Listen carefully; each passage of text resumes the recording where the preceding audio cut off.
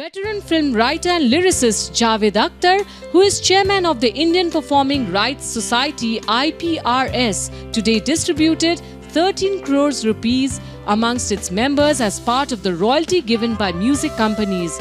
The Akhtar-headed 48-year-old copyright royalty collection body is an officially registered copyright society for musical works and associated literary works in India. As many as 2,800 members of the IPRS will be paid synchronization royalty on behalf of various music companies. The 73-year-old writer has long been championing the cause of getting royalties for writers and music composers, but said it would be unfair to call today's event a victory. Akhtar stressed this was not mechanical royalty, which is used for radio and streaming platforms, but synchronization royalty that comes into play when films, songs of an artist are used in ads, videos or other films. The said music companies have given a collective sum of 13 crores for the last 6 years. Members who have less than 10 songs will be given 10,000 rupees, while those with more than 10 songs will be paid 53,000 rupees. Though several companies have come forward and paid royalties, headed by Bhushan Kumar and the banner headed by Rani Mukherjee's husband, are yet to join the movement. Akhtar, however, said there is no bitterness and he is in talks with both the companies. And let's hear more from the man of the moment himself, Javed Akhtar. मुझे ये देख के खुशी हो रही है कि लोगों के चेहरे पे खुशी है और होनी चाहिए। ये क्रिएटिव लोग हैं, ये काम करते हैं जो दुनिया में पहुंचता है और इनको इनका अधिकार नहीं मिले वो तो बात बिल्कुल ठीक नहीं।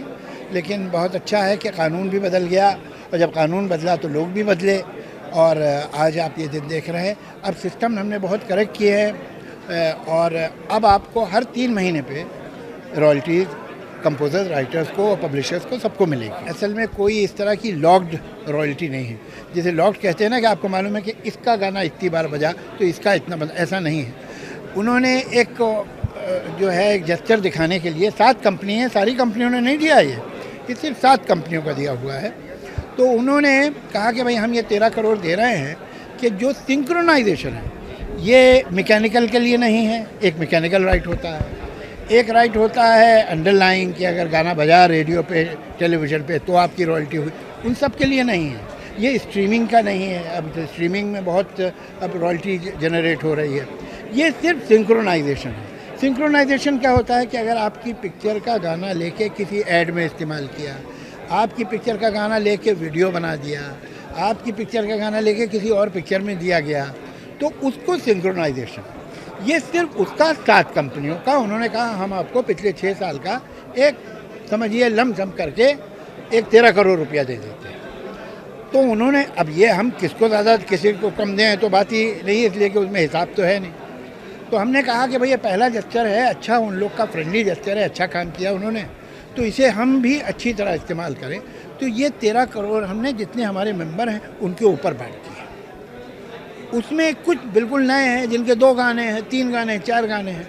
अब वो हैं जिनके 200, 500, 1000 गाने भी हैं, तो बराबर तो वो नहीं होता। तो बिल्कुल जो 10 से कम गाने वाले हैं, सिंगल डिजिट, उनको हर एक को 10,000 का चेक मिलेगा। और जो 10 से ऊपर है, 11 भी हो गए हैं, 10 हो गए हैं, वहाँ से लेकर कई सौ और 1000 तक, जैसे समीर साहब हैं उन्होंने तो वर्ल्ड में सबसे ज़्यादा गाने लिखे, उन सबको 53,000।